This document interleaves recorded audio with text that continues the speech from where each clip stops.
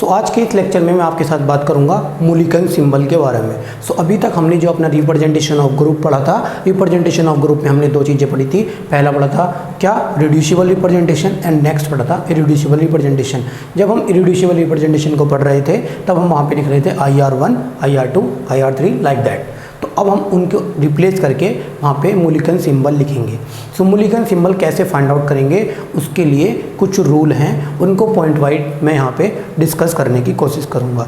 ठीक है, तो सबसे पहला जो मेरा मूलिकन सिंबल निकालने के लिए रूल है, सबसे पहला जो रूल है यानी रूल नंबर 1 के अकॉर्डिंग, उसमें भी अगर मैं ए पॉइंट की बात करूं तो मैं करूंगा if the representation is of one dimensional, if the representation is of one dimensional, then we can use A or B. If the representation is of one dimensional, then we can use the symbol A or B. अगर मैं A और B की भी बात करूं तो मैं क्या करूंगा, if representation symmetric with respect to principal axis, if the representation symmetric with respect to principal axis, then we can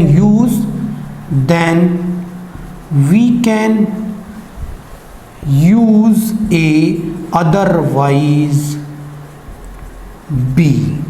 ठीक है, समझ में आ गई होगी बात। सेकंड, अगर मैं बात करता हूं अपने बी पॉइंट के बारे में, अगर मैं अभी बात कर रहा था वन डायमेंशनल के बारे में, अगर मैं बात करता हूं if the representation is of two dimensional,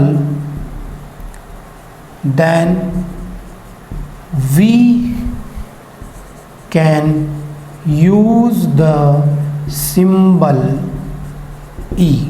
ठीक है, अगर मैं बात करता हूं ऐसे ही 3 डायमेंशनल के बारे में, यानी if the representation is of 3 dimensional, then we can use the symbol T। ठीक है, अगर मैं इन तीनों को समराइज करने की कोशिश करूं तो मैं यहाँ पे क्या लिख सकता हूँ इजीली, अगर मेरा जो रिप्रेजेंटेशन है, अगर वो क्या है, मेरा जो रिप्रेजेंटेशन है वो क्या है, 1 डायमेंशनल है, देन मैं वहाँ पे बात करूँगा A की और B की। अगर वो प्रिंसिपल एक्सिस के सिमेट्रिक है तो मैं A की बात करूंगा, अगर वो प्रिंसिपल एक्सिस के एसिमेट्रिक है तो मैं B की बात करूंगा। ठीक है, अगर मेरा सेकंड यानी 2 डायमेंशनल है, अगर वो 2D में है तब हम वहाँ पे बात करेंगे E की, और अगर वो मेरा 3D है देन जो हम सिंबल लेंगे वो क्या लेंगे, T लेंगे। ठीक है, 1D के लिए 2 A और V, और मेरा 2D के लिए E और 3D के लिए T। ठीक है, अब अगर मैं रूल नंबर 2 की बात करता हूं तो रूल नंबर 2 में क्या पढ़ेंगे हम, रूल नंबर 2 में हम पढ़ेंगे कि जो हमारी सब्सिडरी एक्सिस है, अभी तक हमने बात करी थी अपनी प्रिंसिपल एक्सिस के बारे में, रूल नंबर 2 में अगर मैं बात करता हूं पहले पॉइंट के बारे में, if representation is symmetric with respect to subsidiary axis, if representation symmetric with respect to subsidiary axis, then B use क्या होगा, the prefix the suffix कितना 1, अदरवाइज क्या यूज करेंगे 2। ठीक है, अगर मेरी सब्सिडरी एक्सिस प्रेजेंट नहीं होगी तब क्या होगा, अगर मेरी सब्सिडरी एक्सिस प्रेजेंट नहीं होगी, if subsidiary axis not present then we can choose one or two according to vertical plane. यानी अगर मेरे पास सब्सिडरी एक्सिस प्रेजेंट नहीं होगी तब हम मूव करेंगे कहाँ पे, वर्टिकल प्लेन ऑफ सिमेट्री के साइड में। और वर्टिकल प्लेन ऑफ सिमेट्री के अगर मेरा रिप्रेजेंटेशन का जो करेक्टर होगा वो क्या होगा, सिमेट्रिक होगा, तब मैं यूज़ करूँगा 1 अदरवाइज 2। ठीक है, यानी यहाँ पे मैंने बात करी सब्सिडरी एक्सिस की। फर्स्ट पॉइंट में, फर्स्ट रूल में मैंने बात करी प्रिंसिपल एक्सिस की 1D 2D की। अगर मैं सेकंड पॉइंट को समराइज करके लिखूं तो मैंने बोला सब्सिडरी एक्सिस के सिमेट्रिक होगा तो हम क्या लेंगे, सफिक्स जो यूज करेंगे हम वो क्या करेंगे 1, और अगर एंटी सिमेट्रिक होगा तो 2 यूज करेंगे। और अगर मेरा S प्रेजेंट नहीं होगा देन हम B के ऊपर मूव करेंगे। ठीक है, ये मैंने अभी तक आपको बताया।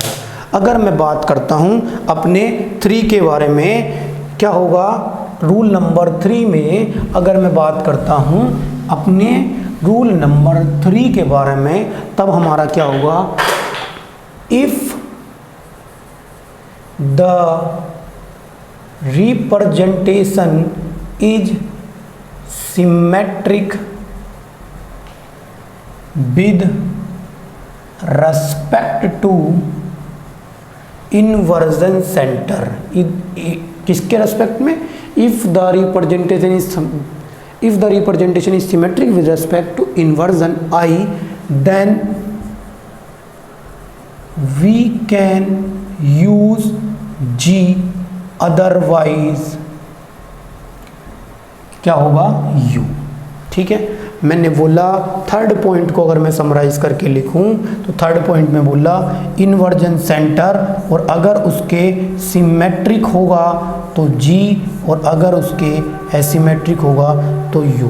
ठीक है, अगर मैं नेक्स्ट अपने 4th रूल के बारे में बात करूं तो 4th रूल में हम क्या लिखेंगे, 4th रूल में हम पढ़ेंगे क्या, if the representation is symmetric with respect to horizontal sigma h plane के क्या होगा, अगर वो मेरा रिप्रेजेंटेशन सिमेट्रिक होगा then we can use superscript, क्या करेंगे, एक डैश यूज करेंगे, अदरवाइज डबल डैश यूज करेंगे। यानी मैंने यहाँ पे बोला अगर मेरा जो 4th पॉइंट का समराइजेशन है वो क्या है, सिग्मा एच, अगर सिग्मा एच के सिमेट्रिक होगा तो 1 लगाएंगे, और अगर सिग्मा एच के एंटी सिमेट्रिक होगा तो सब सुपरस्क्रिप्ट में डबल डैश लगाएंगे। ठीक है, सो ये मेरा क्या था, मूलिकन सिंबल का नोटेशन है। यानी अगर मैं बात करूं सबसे पहली चीज़ क्या है कि मेरे को जो इरेड्यूसिबल रिप्रेजेंटेशन की टेबल है उसके अंदर देखना है आइडेंटिटी का जो करेक्टर है वो कितना है। आइडेंटिटी का करेक्टर डिसाइड करेगा उसके डायमेंशन को। अगर वो डायमेंशन 1D है तब हम A और V के ऊपर सबसे पहले मूव करेंगे और देखेंगे कि वो प्रिंसिपल एक्सिस के सिमेट्रिक होगा तो A की साइड में 1 लगाएंगे, अगर वो एंटी सिमेट्रिक हो A लिखेंगे, अगर वो प्रिंसिपल एक्सिस के एंटी सिमेट्रिक होगा देन हम क्या लिखेंगे, V लिखेंगे। अगर A और B में से हमें कुछ मिल जाता है देन हम मूव करेंगे उसके सफिक्स के बारे में, यानी 1 और 2 के बारे में सब्सिडरी एक्सिस पे। सब्सिडरी एक्सिस अगर प्रेजेंट नहीं होगा देन हम मूव करेंगे अपना कहाँ पे, देन हम मूव करेंगे अपना वर्टिकल प्लेन पे। वर्टिकल प्लेन पे सेम चीज़ लगाएंगे, देन हम मूव करेंगे अपना कहाँ पे, इन्वर्जन सेंटर पे। जीरेड और ungeared on the behalf of inversion centre हम बताएंगे, सिमेट्रिक होगा तो जीरेड होगा और एंटी सिमेट्रिक होगा तो अनजीरेड होगा। देन हम अपने 4th जो हमारा सिग्मा एच है, 4th रूल है उसमें क्या है, अगर सिग्मा एच के सिमेट्रिक होगा देन हम वहाँ पे क्या करेंगे, सिंगल डैश यूज करेंगे, अगर भाई डबल डैश यूज करेंगे। यहाँ पे जो मैंने आपको प्रीवियस लेक्चर में बताया था किसके बारे में, अपने इरिड्यूसिबल रिप्रेजेंटेशन जो करेक्टर टेबल हमने बनाई थी, इरिड्यूसिबल रिप्रेजेंटेशन की जो टेबल बनाई थी उसके बारे में। तो देखिए इरिड्यूसिबल रिप्रेजेंटेशन की जो करेक्टर टेबल थी, यानी इरिड्यूसिबल रिप्रेजेंटेशन IR2, IR3 और IR4, क्या लिखा था मैंने, किसका बनाया था, वाटर मॉलिक्यूल का। यहाँ पे मैंने लिखा था आइडेंटिटी, यहाँ पे लिखा था C2 अलोंग Z एक्सेस, यहाँ पे लिखा था सिग्मा XZ और यहाँ पे लिखा था सिग्मा YZ। तो यहाँ पे देखिए करेक्टर है 1 1 1 1, यहाँ पे भी 1 1, यहाँ पे 1 1 1 -1 -1 -1 -1 -1। आई होप यही उसके करेक्टर आ रहे होंगे, ठीक है। अब मेरे को IR1 IR2 IR3 IR4 के रिप्लेस पे मूल्यांकन सिंबल यहाँ पे लिखने हैं, ठीक है। तो इजीली सबसे पहली ट्रिक क्या है, सबसे पहली ट्रिक है कि सबसे पहले आइडेंटिटी का, सबसे पहली ट्रिक का मतलब सबसे पहला रूल, और सबसे पहला रूल है आइडेंटिटी का करेक्टर। आइडेंटिटी का करेक्टर कितना है 1, यानी कितना होगा, आइडेंटिटी का करेक्टर है 1, यानी ये क्या है 1 डायमेंशनल है। तब हम 1 डायमेंशनल देखने के बाद इसे डिसाइड करेंगे A होगा या B होगा। नेक्स्ट हम चूज़ करेंगे कि it's a symmetric with respect to principal axes, इसलिए यहाँ पे क्या आएगा, A आएगा। लेकिन ये भी क्या है, प्रिंसिपल एक्सेस के क्या है, और यहाँ पे क्या है, एसिमेट्रिक है, और यहाँ पे भी एसिमेट्रिक है। सारे के सारे 1 डायमेंशनल है, ये दोनों सिमेट्रिक थे तो A, ये दोनों एसिमेट्रिक थे तो B भी, ठीक है। अब अगर मैं बात करता हूँ अपने किसके बारे में, नेक्स्ट अगर मैं बात करता हूँ अपने मिरर प्लेन के बारे में, ठीक है। क्योंकि यहाँ पे क्या है, यहाँ पे मेरा सब्सिडरी एक्सिस प्रेजेंट नहीं है, तो हम अपने वर्टिकल प्लेन ऑफ सिमेट्री के बारे में बात करेंगे। तो देखिए यहाँ पे कितना है, सिग्मा XZ का करेक्टर कितना है 1 है, और 1 क्या है, सिमेट्रिक है, तो कितना आएगा A1, और ये क्या है, एसिमेट्रिक है, तो कितना आएगा A2, और नेक्स्ट क्या है 1 है, तो कितना आएगा V1, और नेक्स्ट कितना है V2। यानी A1 A2 B1 B2 क्या होंगे, मूल्यांकन सिंबल होंगे किसके लिए, हमारे C2V की करेक्टर टेबल के लिए, ठीक है। यानी C2V की जो हमारी इरिड्यूसिबल रिप्रेजेंटेशन टेबल है उसके लिए मूल्यांकन सिंबल होंगे A1 A2 and V1 and B2, ठीक है। नेक्स्ट जो हमारा एक क्वेश्चन हमारे एग्ज़ाम में आया हुआ है उसको हम देख लेते हैं। हमारे एग्ज़ाम में एक क्वेश्चन 2 मार्क्स का आया था नेट जून 2013 में। नेट जून 2013 में जो क्वेश्चन आया था उसको आप अपने असाइनमेंट में देख लेंगे। नेट जून 2013 में हमारे पेपर में आया था, आइडेंटिफाई द मूल्यांकन notation for the irreducible representation.